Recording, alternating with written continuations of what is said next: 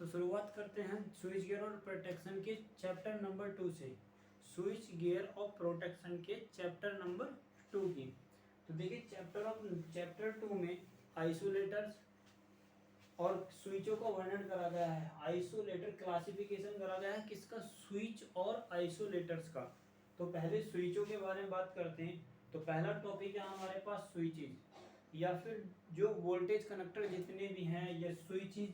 देखिए पहला मैं पॉइंट दे रहा हूं, स्विचेज। मैं इनको वोल्टेज के बेस पे क्लासिफिकेशन करेंगे। पहले किसके बेस पर? वोल्टेज के बेस पर। तो पहला देखिए हमारे पास लो वोल्टेज। यदि मैं कहूं कि लो वोल्टेज को ऑन या ऑफ या किसी सर्किट के लो वोल्टेज को जोड़ने के लिए हम किसका प्रयोग करते हैं? तो लगभग जैसे कि की होती है। लो वोल्टेज को कनेक्ट करने के लिए किसी भी इक्विपमेंट से, जैसे कि की होती है, टेपिंग कर सकते हैं। किसकी यूज कर सकते हैं भाई? टेपिंग का यूज कर सकते हैं। और छोटे जो प्लग होते हैं उसका यूज कर सकते हैं। और यदि कहे कि लो वोल्टेज को हम किस वोल्टेज को लो वोल्टेज की श्रेणी में रखेंगे, तो 0 से 50 वोल्ट। कितने को भाई? 0 से 50 वोल्ट को लो वोल्टेज की श्रेणी में रखेंगे। एक हमारे पास लो ही वोल्टेज को हम उसे लो वोल्टेज की श्रेणी में ही रखते हैं। वोल्टेज होता है 50 से 250। कितना होता है भाई? 50 से 250 वोल्टेज। इसको किसी भी सर्किट से कनेक्ट या डिस्कनेक्ट करने के लिए हम स्विच का प्रयोग करते हैं। किसका प्रयोग करते हैं भाई? स्विच का प्रयोग करते हैं। अब यदि मैं कहूं कि मेरे पास वोल्टेज 250 से लेकर कितना है? 650। तो 250 से 650 वोल्टेज के हम किसको प्रयोग करेंगे? पावर स्विच का। किसका प्रयोग करेंगे? पावर स्विच का। किसका प्रयोग करेंगे भाई? पावर स्विच का प्रयोग करेंगे। जैसे कि मैं एग्जांपल कहूं, triple pole iron clad switch. Example लिख लो इसके, ट्रिपल पोल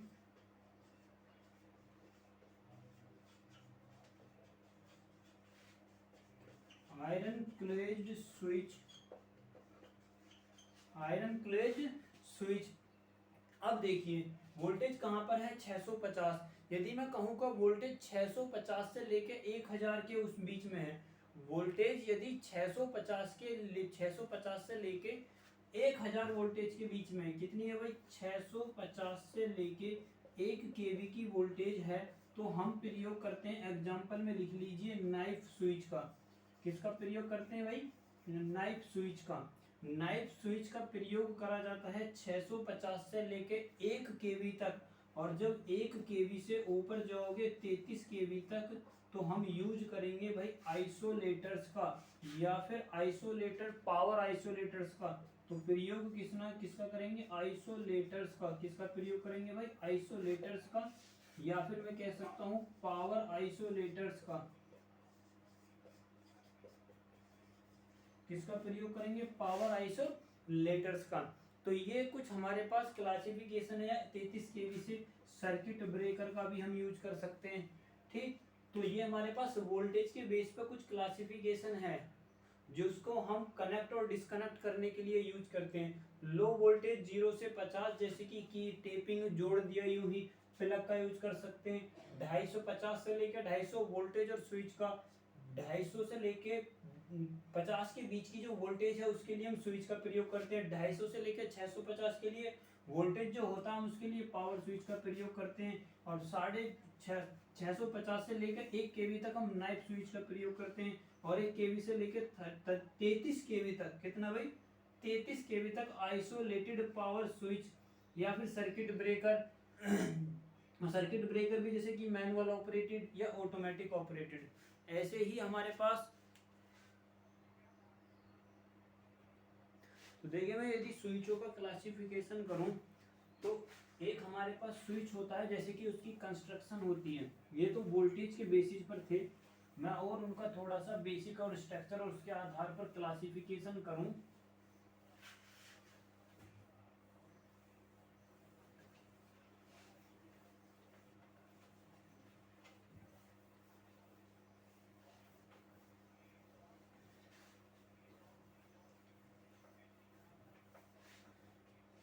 तो देखिए स्विच,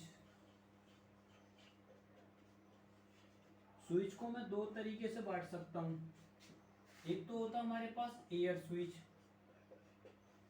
कौन सा होता है, एयर स्विच, और एक मेरे पास होता है oil switch.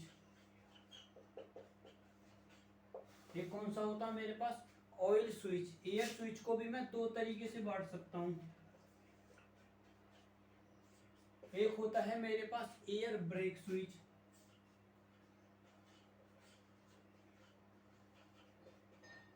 Air break switch. एक होता है मेरे पास एयर ब्रेक स्विच, या फिर मैं इसको बोल सकता हूँ सिंपल स्विच, या फिर मैं इसको बोल सकता हूँ सिंपल स्विच। एक मेरे पास होता है डिस्कनेक्टेड स्विच,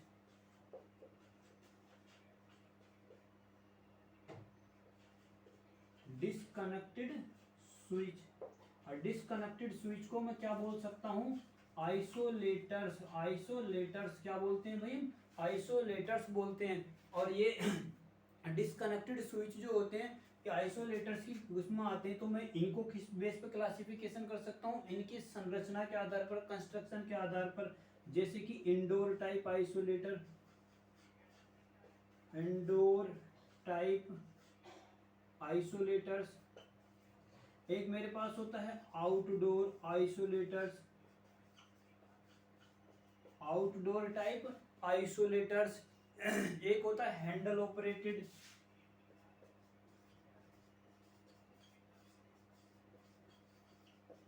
एक होता है मेरे पास लीवर ऑपरेटेड। ये क्लासिफिकेशन होते हैं। Lever operated, wall mounted isolator भी होता है, जो दीवार पर माउंट करे जाते हैं, wall mounted, wall mounted isolators. देखिए ये मेरे पास कौन कौन से होते हैं, जैसे कि नाइफ स्विच, नाइफ स्विच कौन कौन से होते हैं भाई, knife switch, change over switch,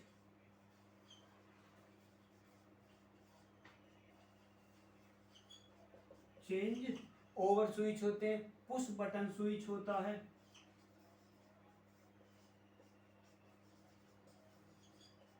push button switch. ये सभी इसी के प्रकार है। Rotary switch, rotary switch.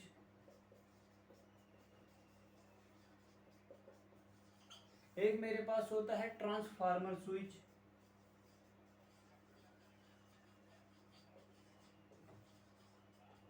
एक होता है ट्रांसफार्मर स्विच। यदि मैं इसकी बात करूं ऑयल में, तो एक मेरे पास होता है हैंड ऑपरेटेड। कौन सा होता है भाई, एक हैंड ऑपरेटेड, एक ऑटोमेटिक ऑपरेटेड। कौन से होते हैं, तो एक तो हैंड ऑपरेटेड, या फिर मैं उसको बोलता हूं सेल्फ ऑपरेटेड,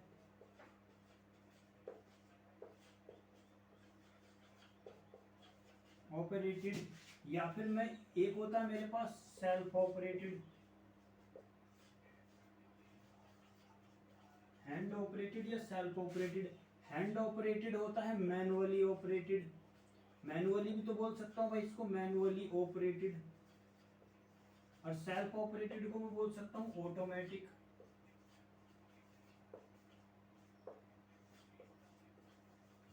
ऑटोमेटिक ऑपरेटेड। कौन सा भाई, ऑटोमेटिक ऑपरेटेड भी बोल सकता हूं मैं। तो ये मेरे पास कुछ स्विच, ये उसकी संरचना के आधार पर स्विचों का वर्गीकरण है। जब मुझे हाई वोल्टेज के लिए प्रयोग करना हो, एयर स्विच का जो यूज करा जाता है वो लो वोल्टेज के लिए यूज करा जाता है, ऑयल का करा जाता है हाई वोल्टेज के लिए। लेकिन एयर स्विच में भी आप पढ़ोगे सर्किट ब्रेकर में, ये तो सब हमारे पास क्या है, आइसोलेटर। सर्किट ब्रेकर में अलग से पढ़ेंगे। तो एयर स्विच जो होते हैं हमारे पास, जैसे कि नाइफ स्विच, ये सिर्फ वह स्विच जो एयर में ही अपने कॉन्टैक्ट्स को खोलता है और बांधता है। कॉन्टैक्ट की मेकिंग और ब्रेकिंग दोनों का वर्क एयर के उस रेस्पेक्ट में होता हूं, उसे बोलेंगे एयर ब्रेक स्विच। और वह स्विच जिनकी मेकिंग और ब्रेकिंग, कॉन्टैक्ट की मेकिंग और ब्रेकिंग किसमें हो, ऑयल के अंदर हो। ऑयल सर्किट ब्रेकर और ऑयल जो स्विच होते हैं, ऑयल स्विच में हम जो ट्रांसफार्मर ऑयल का ही यूज करते हैं। किसका यूज करते हैं, ट्रांसफार्मर ऑयल का।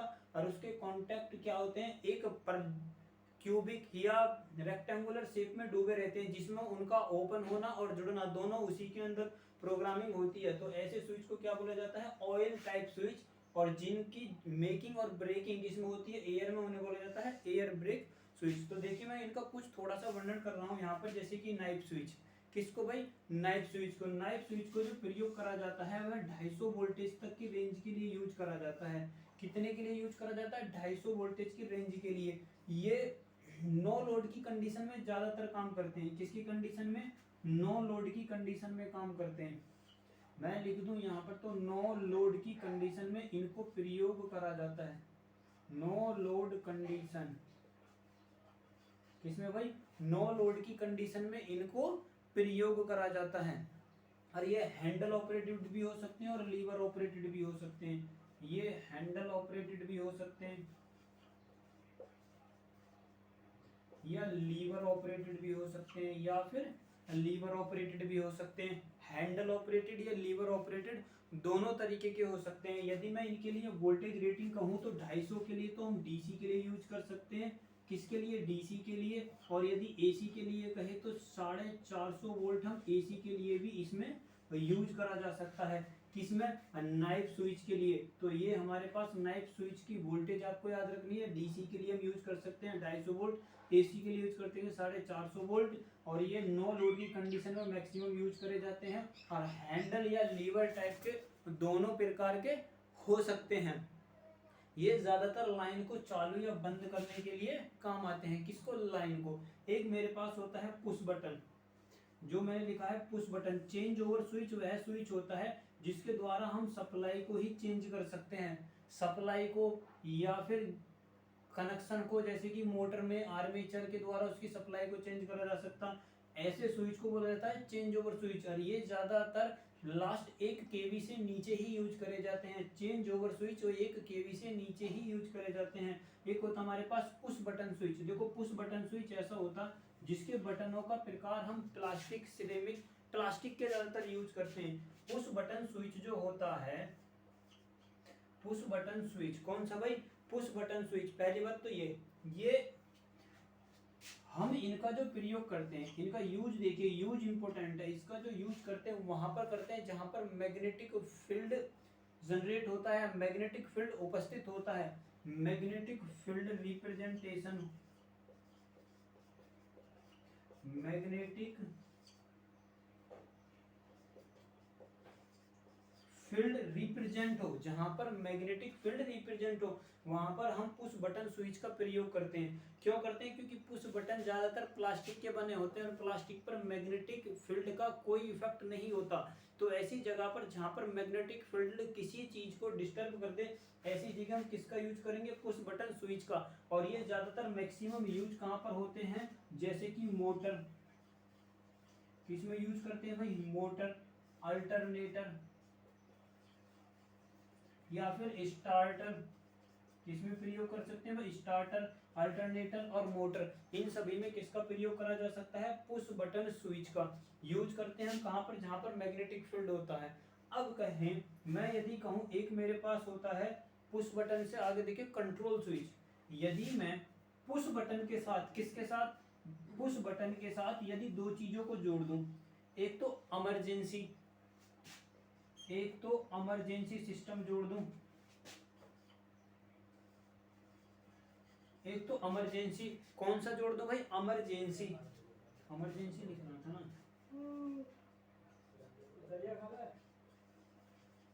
इमरजेंसी सिस्टम और सिग्नलिंग।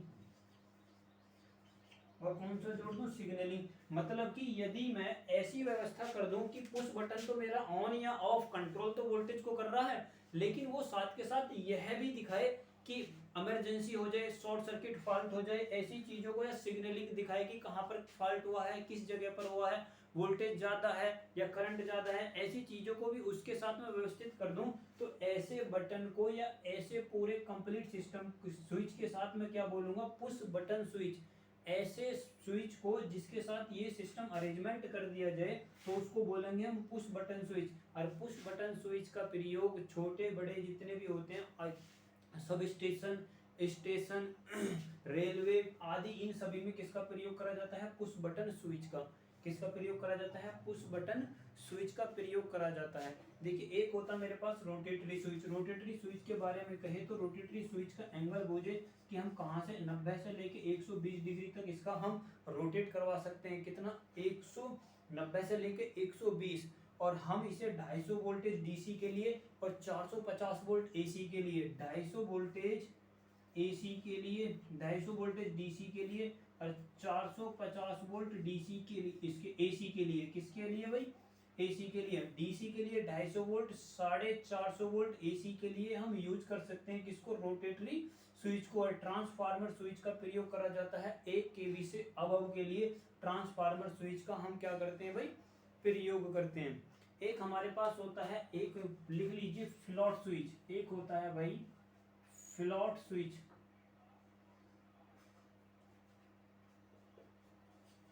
कौन सा होता है? Float switch. कौन सा होता है? Float switch. तो फ्लॉट स्विच को हम देखिए, फ्लॉट स्विच बस आपसे ये पूछेगा कि बताइए, जैसे कि हाइड्रो पावर प्लांट है, हाइड्रो पावर प्लांट में रिजर्वायर में पानी का लेवल बनाए रखने के लिए किस स्विच का प्रयोग करा जाता? तो फ्लॉट स्विच का प्रयोग करा जाता। ट्रांसफार्मर के ऑयल का लेवल मेंटेन रखने के लिए किसका प्रयोग करा जाता है? उसकी जानकारी देने के लिए। मेंटेन तो कंजर्वेटर करता है, लेकिन उसकी जानकारी देने के लिए कि उसका लेवल ऊपर कितना है, नीचे कितना, तो उसमें प्रयोग करेंगे। और कंट्रोल किसके द्वारा करेंगे? फिर स्विच उसके फ्लॉट स्विच के द्वारा। लेकिन ऑयल की रिक्वायर्ड जो पूर्ति करेगा वो करेगा कंजर्वेटर, लेकिन सिग्नल और उसको कंट्रोल करने के लिए हम किसका प्रयोग करेंगे? फ्लॉट स्विच का। या फिर जहां पर पानी के टैंक होते हैं वहां पर किसका प्रयोग करा जाता है? फ्लॉट स्विच का। और ये लेवलिंग के लिए काम करते हैं। किसके लिए भाई? कहें कि लेवलिंग के लिए कौन काम करेगा? तो किसका प्रयोग करेंगे हम? फ्लॉट स्विच का। किसका प्रयोग करेंगे भाई? फ्लॉट स्विच का।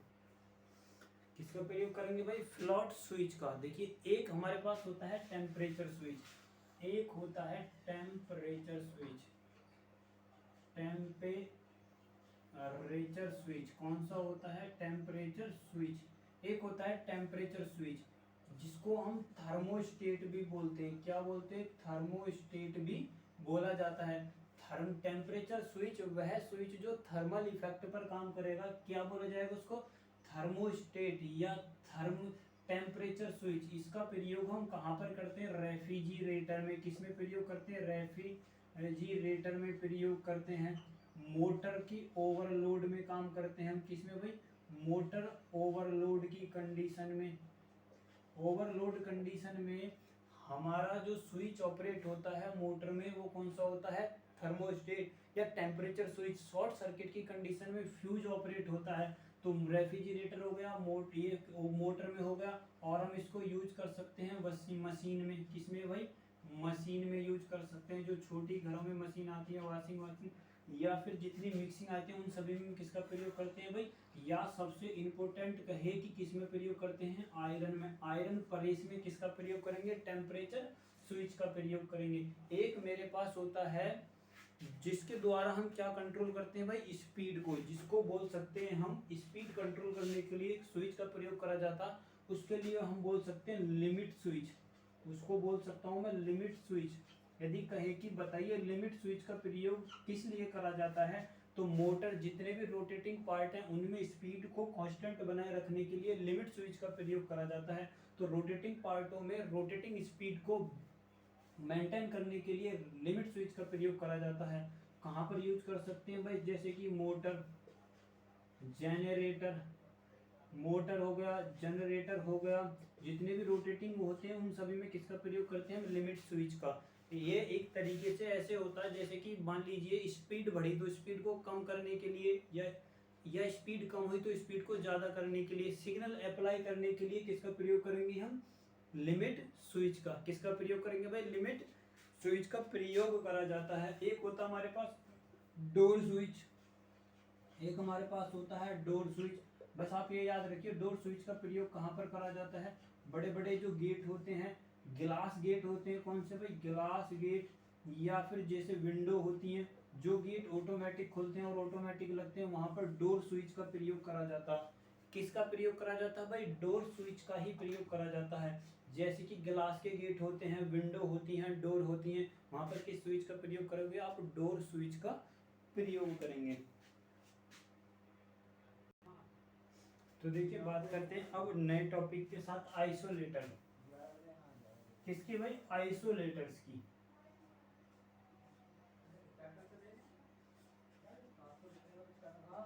आइसोलेटर्स किसकी बात करते हैं भाई? आइसोलेटर्स की। देखिए यदि मुझे पावर सप्लाई जैसे कि ट्रांसमिशन लाइन की, किसकी भाई?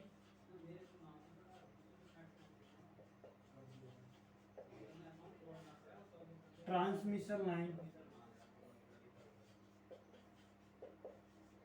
या डिस्ट्रीब्यूशन लाइन, कौन सी भाई? डिस्ट्रीब्यूशन लाइन, ट्रांसमिशन लाइन या डिस्ट्रीब्यूशन लाइन को नो लोड पर, किस पर भाई? नो लोड पर ऑन या ऑफ करने के लिए, ऑन या ऑफ करने के लिए जिस डिवाइस का प्रयोग करा जाता है उसे बोला जाता है आइसोलेटर्स। क्या बोलेंगे भाई हम उसको? आइसोलेटर्स। हम उसको बोलते हैं आइसोलेटर्स जब हम ट्रांसमिशन लाइन या डिस्ट्रीब्यूशन लाइन को नो लोड पर ऑन या ऑफ कर रहे हैं। ज्यादातर यह ऑफ कंडीशन के लिए यूज करा जाता है। किसके लिए? ऑफ कंडीशन को। आइसोलेटर्स का दूसरा नाम डिस्कनेक्टर भी होता है। आइसोलेटर्स का दूसरा नाम डिस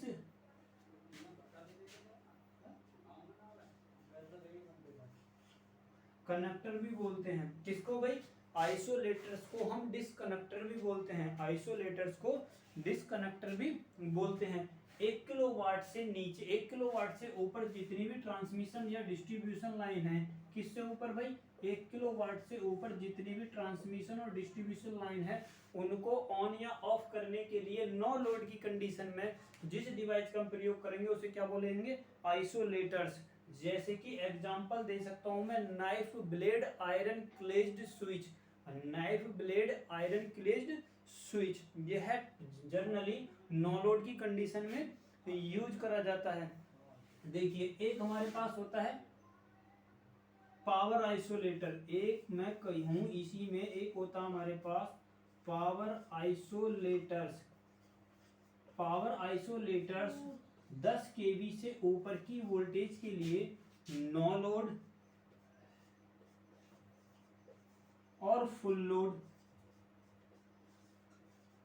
दोनों की ही कंडीशन में ट्रांसमिशन लाइन को 10 किलो वोल्ट से ऊपर की वोल्टेज के लिए नो लोड और फुल लोड दोनों ही कंडीशन में स्विच ऑन करने के लिए, स्विच ऑफ करने के लिए हम किसका प्रयोग करते हैं? पावर आइसोलेटर्स का। या फिर मैं कहूं 10 किलोवाट से 10 किलो वोल्ट से ऊपर की डिवाइस, 10 किलो वोल्ट से जितनी भी वोल्टेज ऊपर है उसको ऑन या ऑफ करने के लिए जिस डिवाइस का हम प्रयोग करेंगे दोनों कंडीशन में, नो लोड पर भी और लोड पर भी, उसे बोला जाएगा पावर आइसोलेटर्स। सिर्फ आइसोलेटर की ही बात बता रहा हूं, उसे बोला जाएगा पावर आइसोलेटर। और एक हमारे पास होता है आइसोलेटर। एक देखिए कंस्ट्रक्शन के आधार पर आइसोलेटर्स को मैक्सिमम कंस्ट्रक्शन के आधार पर ही डिवाइड करा जाता है। जैसे कि मैं कहूं पहला मेरे पास होता है इंडोर टाइप। कौन सा भाई? Indoor type isolator.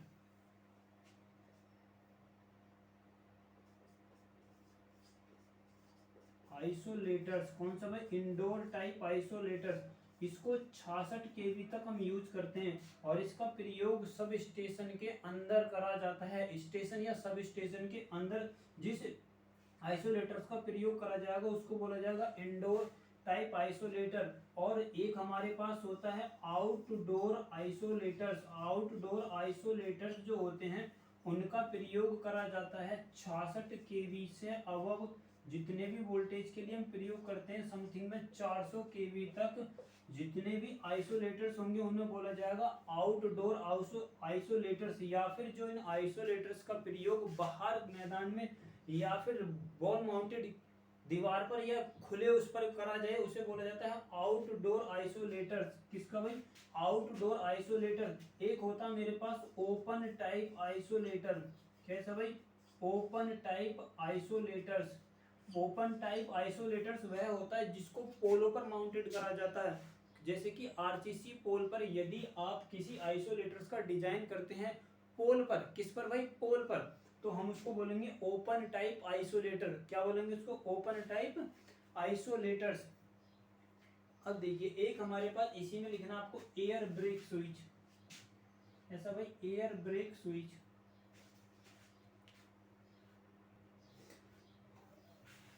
तो एयर ब्रेक स्विच, देखिए एयर ब्रेक स्विच में यदि मैं ऐसा कहूं कि मेरे पास डिवाइस हुआ कंपोनेंट एयर ब्रेक स्विच, कौन सा भाई, एयर ब्रेक स्विच।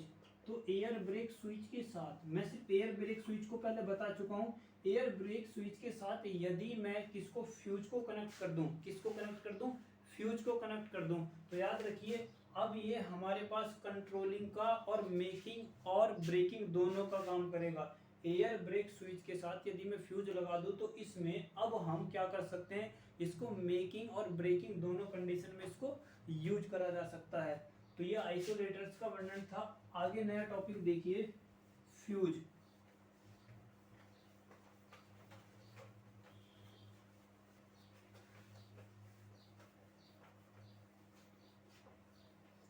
और आइसोलेटर्स की रेटिंग कभी भी नहीं दी जाती है, दी भी जाती है तो वो वोल्टेज में दी जाती है। किस में भाई, वोल्टेज में। याद रखना आइसोलेटर्स की कोई रेटिंग नहीं होती है, यदि कैलकुलेट भी करते हैं तो वोल्ट में लेके चलते हैं, केवीए एमवीए इनमें नहीं दी जाती।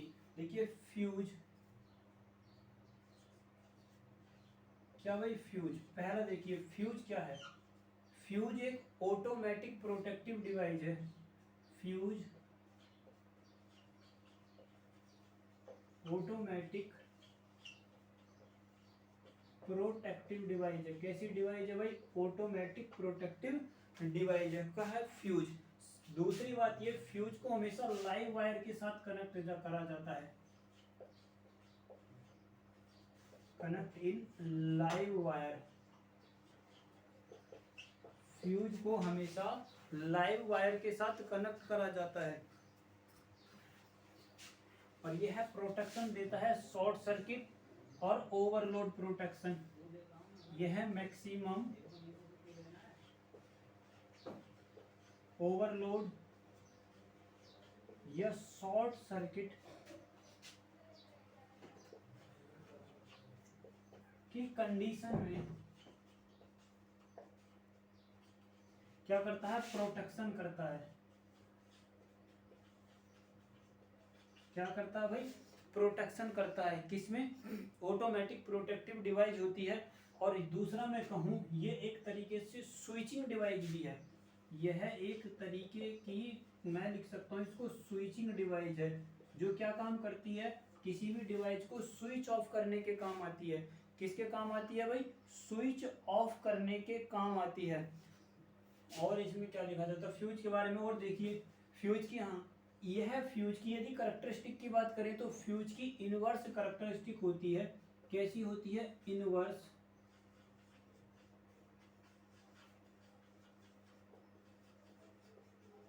इनवर्स करैक्टरिस्टिक्स होती है। कैसी होती है भाई, इनवर्स करैक्टरिस्टिक होती है। किसकी, फ्यूज की। फ्यूज की इनवर्स करैक्टरिस्टिक होती है, ऑटोमेटिक प्रोटेक्टिव डिवाइस होती है, connect in the live wire है, ओवरलोड और शॉर्ट सर्किट की कंडीशन में हम यूज कर, प्रोटेक्शन के लिए यूज करते हैं। स्विचिंग डिवाइस है। कैसी डिवाइस है, स्विचिंग। कैसी डिवाइस है भाई, स्विचिंग डिवाइस है। और इनवर्स करैक्टरिस्टिक अपने पास ये रखती है। यदि क्वेश्चन बन जाएगी, बताइए इनवर्स करैक्टरिस्टिक किसकी होती है, तो भाई वो फ्यूज की होती है। और फ्यूज एक ऑटोमेटिक प्रोटेक्टिव डिवाइस है। कैसी है, ऑटोमेटिक प्रोटेक्टिव डिवाइस। देखिए मैं कुछ मेटल लिख रहा हूँ और उन मेटल की रेसिस्टिविटी और उनका मेल्टिंग पॉइंट आपको याद रखना है। पहले तो पहला पॉइंट ये देखिए, कुछ मेटल हैं उनका आपको मेल्टिंग पॉइंट और उनकी रेसिस्टिविटी याद करके रखनी है। देखिए पहले होता हमारे पास सिल्वर, जिसको बोलते हैं भाई चांदी, सिल्वर। दूसरा हमारे पास कंडक्टिविटी के बेहतर, उसमें कंडक्टिविटी के बेहतर में होता है कॉपर। उसके बाद होता है एल्यूमिनियम, उसके बाद होता है एसएन, उसके बाद होता है भाई, उसके बाद लिखिए जिंक। ये गड़बड़ हो रहा है, जिंक कौन सा होता है भाई, जिंक।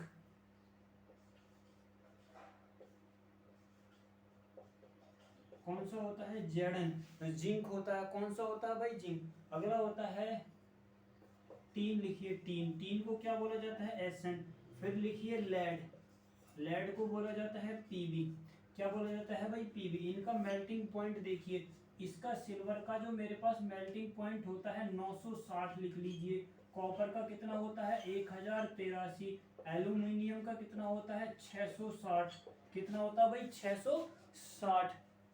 419 होता है, 419 इसका बैठेगा लगभग में 419। इसका बैठता है 233 या 230। कितना बैठ सकता है 230। और लेड का 327, लेड का बैठता है 327। कितना बैठता है भाई 327। देखिए इसकी जो रेसिस्टिविटी होती है, इसकी रेसिस्टिविटी होती है 1.64 और इंटू 10⁻⁻8 ओम पर मीटर। इसकी रेसिस्टिविटी होती है 1.72 इंटू 10⁻⁻8 ओम पर मीटर। एल्यूमिनियम की रेसिस्टिविटी होती है 2.86। कितनी भाई 2.86 इंटू 10⁻⁻9 ओम पर मीटर। इसकी रेसिस्टिविटी होती है 21.0 और इंटू 10⁻⁻8 ओम पर मीटर। इसके लिए होती है 11.0 और इंटू 10⁻⁻8 ओम पर मीटर। इसके लिए होती है 6.10 और इंटू 10⁻⁻8 ओम पर मीटर। किसके लिए भाई, जिंक के लिए। तो ये आपको सभी याद रखनी है। 2.86 और इंटू 10⁻⁹। तो ये होता है हमारे पास सिल्वर के लिए मेल्टिंग पॉइंट इतना होता है। टीन के लिए 233 होता है। 233 से कभी कभी ज्यादा भी हो जाता है, लगभग में आप 250 लिखिए। कितना भाई 250। 250 भी हो सकता। तो सिल्वर के लिए मेल्टिंग पॉइंट 960, कॉपर के लिए 1083, एल्यूमिनियम के लिए 660, जिंक के लिए 419। 419 भी ना करके 420 कर लीजिए, याद रहेगा कितना 420। तीन के लिए कितना लिख सकता हूँ मैं 250, लेड के लिए 327। और इनकी रेसिस्टिविटी सिल्वर के लिए सबसे कम 1.6 इंटू 10⁻⁻8। दूसरे नंबर पर कॉपर की 1.6 इंटू 10⁻⁻8 ओम पर मीटर। एल्यूमिनियम के लिए 2.86 इंटू 10⁻⁹। और जिंक के लिए होता है, जिंक के लिए क्या होता है 6.10 इंटू 10⁻⁸ ओम पर मीटर। किसके लिए, जिंक के लिए। टीन के लिए कितना लिख सकता हूँ मैं 11.0 इंटू 10⁻⁸। और किसके लिए, लेड के लिए 21.0 और इंटू 10⁻⁸ ओम पर मीटर। तो ये आपको कुछ वैल्यू याद रखनी है, जिनका पेपर में 2 या 4 बार क्वेश्चन बन चुका है इनके ऊपर।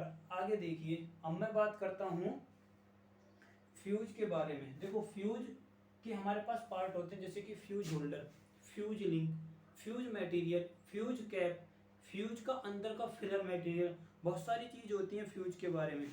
तो इन सभी के बारे में एक एक करके हम बात करेंगे। पहले हम कुछ ऐसे पॉइंट देखते हैं जो फ्यूज में हमारे पास यूज होते हैं, जैसे कि recovery voltage, arc voltage, fusing current, fusing factor. देखिए एक एक करके चर्चा करते हैं।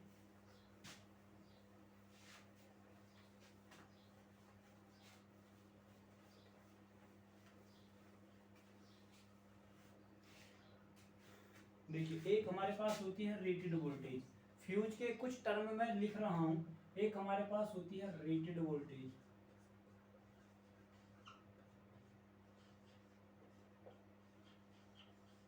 कितनी होती है रेटेड वोल्टेज। रेटेड वोल्टेज को ही बोला जाता है वर्किंग वोल्टेज।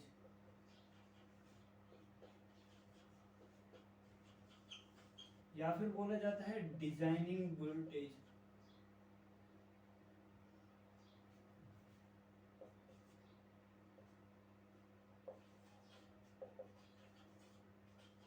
डिजाइनिंग वोल्टेज मतलब यह है कि वह वोल्टेज, रेटेड वोल्टेज उसको बोला जाएगा जिस पर फ्यूज हमारा बिना मेल्ट हुए वर्क कर सकता है।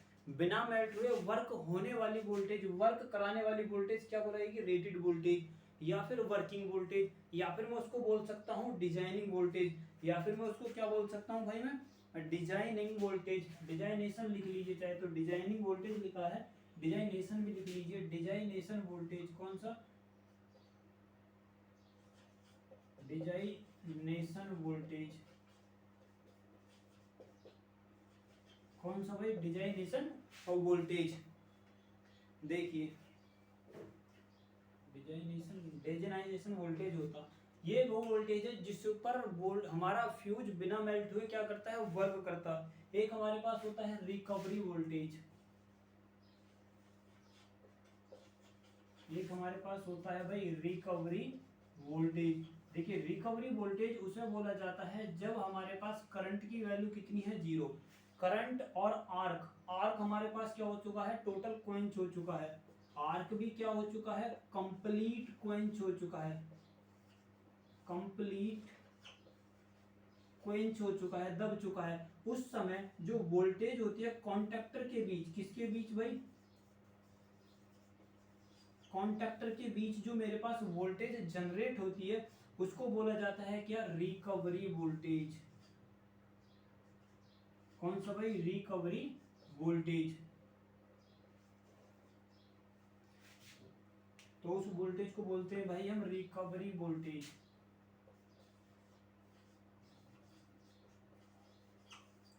रिकवरी वोल्टेज का मतलब है यदि मेरे पास फॉल्ट हुआ और फॉल्ट होने पर आर्क जनरेट हुई और आर्क क्विंच भी हो गई और करंट भी 0 हो गई, और ऐसे कंडीशन में जब जो वोल्टेज जनरेट होगी कहां पर, फ्यूज कॉन्टेक्टर के मध्य, तो उसको बोला जाएगा रिकवरी वोल्टेज। उसको क्या बोला जाता है भाई, रिकवरी वोल्टेज। एक होती है मेरे पास arc voltage,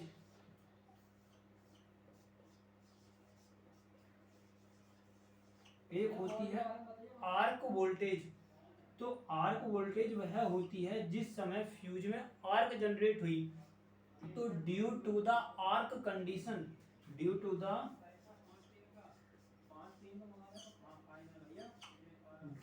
the arc condition generate voltage is called by the arc voltage.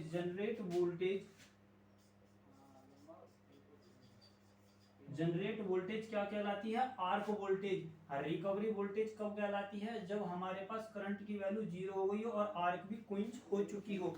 एक मेरे पास अगला होता है रिकवरी, वो इसमें देखिए यदि मैं रिकवरी वोल्टेज और आर्क वोल्टेज का रिलेशन देखूं तो आपको याद रखना है जो रिकवरी वोल्टेज होती है वह ज्यादा होती है किससे, आर्क वोल्टेज से। तो याद रखना है रिकवरी वोल्टेज की वैल्यू आर्क वोल्टेज से क्या होती है भाई, ज्यादा होती है। एक मेरे पास होती है फ्यूजिंग करंट, एक होती है मेरे पास फ्यूजिंग करंट। तो मैं यहाँ पर लिखूं, देखिए एक मेरे पास होती है फ्यूजिंग करंट। फ्यूजिंग करंट वह करंट होती है, देखिए वह फ्यूज को बिना, फ्यूज की वह मैक्सिमम करंट जिस पर फ्यूज क्या हो जाए, मेल्ट हो जाए। फ्यूज क्या हो जाए भाई, मेल्ट हो जाए, उसे बोला जाता है फ्यूजिंग करंट। उसे क्या बोला जाता है, फ्यूजिंग करंट। एक मेरे पास होती है रेटेड करंट।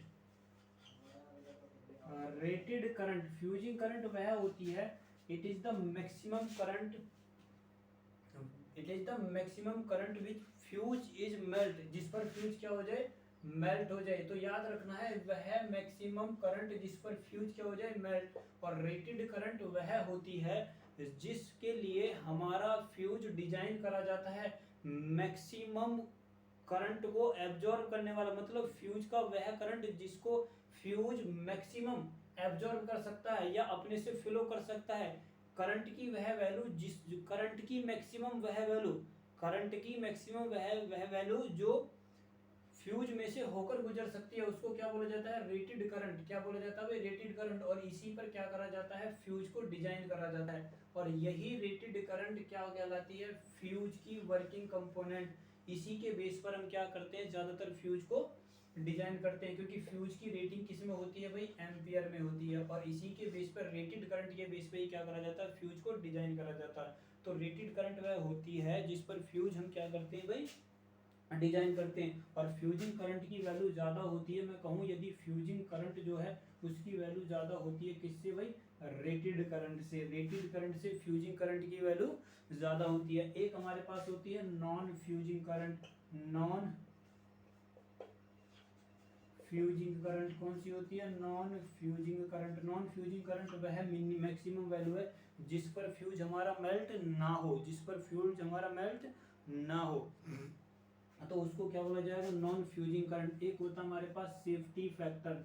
सेफ्टी फैक्टर क्या होता है? सेफ्टी फैक्टर होता है फ्यूजिंग करंट बटे रेटिंग करंट, रेटेड करंट। क्या लिख सकता हूँ भाई मैं इसको? फ्यूजिंग करंट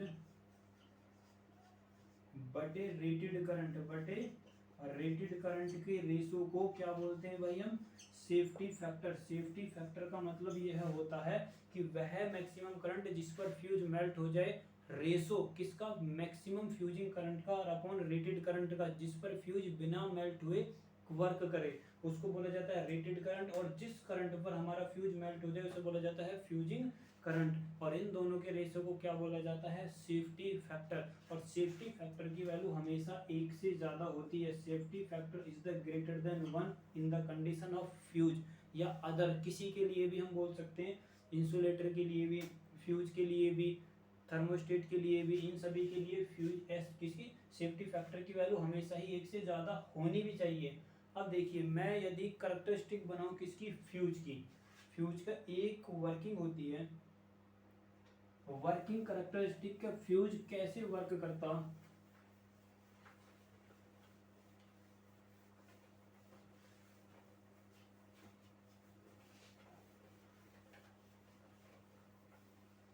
फ्यूज की वर्किंग। मान लीजिए कि कोई साइकिल, किसी साइकिल में फ्यूज मेरे पास, मैंने यहाँ पर करंट नहीं दिखाई है, जो इसकी मैं दिखा रहा हूँ फ्यूजिंग, फ्यूजिंग कंपोनेंट सारे, ये वो करंट नहीं है जिस पर वह काम कर रहा है, ये वह करंट है जिस पर फ्यूज मेल्ट हो जाता। तो मान लीजिए फ्यूजिंग करंट यहाँ से स्टार्ट हुई और फ्यूजिंग से हमारे पास मैक्सिमम तक गई। कहाँ तक गई भाई? मैक्सिमम तक गई। मैक्सिमम होने के बाद फ्यूज मेल्ट हो गया। फ्यूजिंग जो है यहाँ से फॉल्ट अगर हुआ, क्या हुआ भाई? यहाँ से मैंने लिख दिया फॉल्ट अकर्स हो गया, फॉल्ट अकर हो गया। और फॉल्ट होने पर करंट मैक्सिमम के लिए पहुंची। किसके लिए? मैक्सिमम के लिए।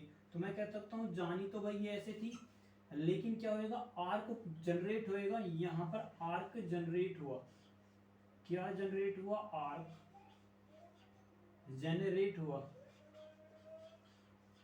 आर्क जनरेट हुआ। यहां से यहां तक जो है ये फ्यूज, ये है हमारे पास short circuit current.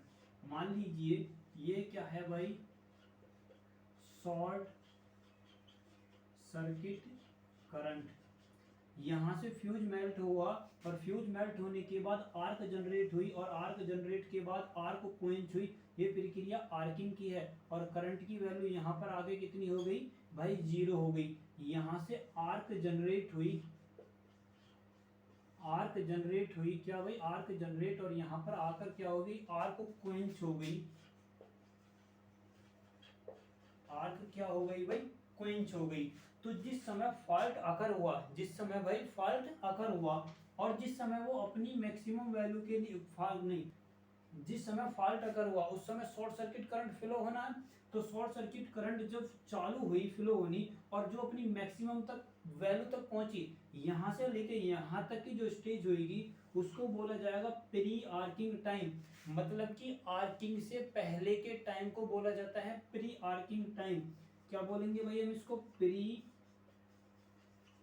Arcing time या प्री आर्किंग जोन। और जहां से आर्क जनरेट हुआ और जहां से आर्क खत्म हुआ, इसको बोला जाता है आर्किंग टाइम।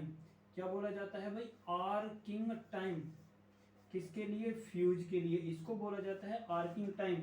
और इस टाइम को टोटल बोला जाता है फ्यूज वर्किंग टाइम। याद रखना है, इसको बोला जाता है फ्यूज वर्किंग टाइम। इसी कंडीशन में क्या करता है? इसी सारे कंडीशन में यहाँ से यहाँ तक और यहाँ से यहाँ तक फ्यूज क्या करता है? वर्क करता है। इसीलिए दोनों कंपोनेंटों को जोड़ने के बाद हमें क्या प्राप्त होगा? Fuse working time. और फ्यूज वर्किंग कंपोनेंट भी यही दोनों हैं, जहाँ से फ्यूज हमारा पास मेल्ट, जहाँ से फ्यूजिंग करंट चालू हुई, मैक्सिमम वैल्यू तक पहुंची, फ्यूज मेल्ट हुआ और आर्क जनरेट हुई और फिर आर्क क्वेंच हुई। यही प्रोसेसिंग क्या कहलाती है? यही सारा का सारा डायग्राम और प्रोसेसिंग फ्यूज की करैक्टरिस्टिक को दिखाती है। किसको दिखाती है? फ्यूज की करैक्टरिस्टिक। या फिर मैं कहूँ, इसको बोला जाता है फ्यूज ऑपरेटिंग जोन। इसको ऐसे भी लिख सकते हो आप, fuse operating zone. Fuse operating zone कौन सा भाई? फ्यूज ऑपरेटिंग जोन भी इसको बोला जा सकता है। अब देखिए एक हमारे पास होती है रेटेड कैपेसिटी। क्या होती है? Rated capacity. देखो एक चीज होती है साइज ऑफ एम्पियर। क्या बोला जाता है जिसको? Size of ampere. यदि कहे कि बताइए साइज ऑफ एम्पियर का संबंध किससे है, साइज ऑफ एम्पियर का संबंध किससे है, तो वो उसकी करंट रेटिंग से संबंध है। यदि कहे कि बताइए फ्यूज का साइज ऑफ एम्पियर, क्या भाई? साइज ऑफ एम्पियर का रिलेशन फ्यूज में किससे है, तो वो उसकी करंट रेटिंग से। किससे भाई? करंट रेटिंग से। साइज ऑफ एम्पियर का मतलब है एम्पियर की वह वैल्यू जिसमें वो फ्लो हो सकती है। करंट की, एम्पियर का मतलब करंट, तो करंट की वह वैल्यू जो इसमें से फ्लो हो सकती है। और करंट की वह वैल्यू क्या दिखाएगी? हमारी करंट रेटिंग। किसको दिखाएगी? करंट रेटिंग को। तो size of ampere current rating से होता। अब देखिए एक होती है हमारे पास फ्यूज के लिए rated capacity of fuse. Rated capacity of fuse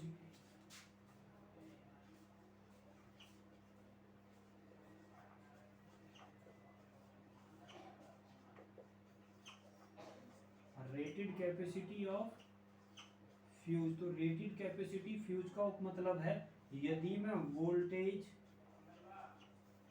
voltage और टेम्परेचर दोनों को क्या कर दूं भाई? कांस्टेंट कर दूं, तो करंट की वह वैल्यू, किसकी भाई? करंट की वह वैल्यू जो उसमें से बिना फ्यूज हुए फ्लो हो सकती है, उसी को क्या बोला जाएगा? वह वैल्यू जो बिना मेल्ट हुए फ्यूज में से फ्लो हो सकती है उसको बोला जाता है रेटेड कैपेसिटी ऑफ फ्यूज। और इसकी वैल्यू हमेशा एम्पियर या किलो एम्पियर में निकालते हैं। किस में निकालते हैं? एम्पियर या किलो एम्पियर में। तो फ्यूज की रेटिंग एम्पियर या किलो एम्पियर में निकाली जाती है। और फ्यूज हमेशा फ्यूज की कैपेसिटी जो होती है वोल्टेज और टेम्परेचर को कांस्टेंट मानते हुए फ्यूज की उसकी मैक्सिमम फ्लोइंग करंट की वैल्यू को क्या बोला जाता है? Rated capacity of fuse. क्या बोला जाता है? Rated capacity of fuse.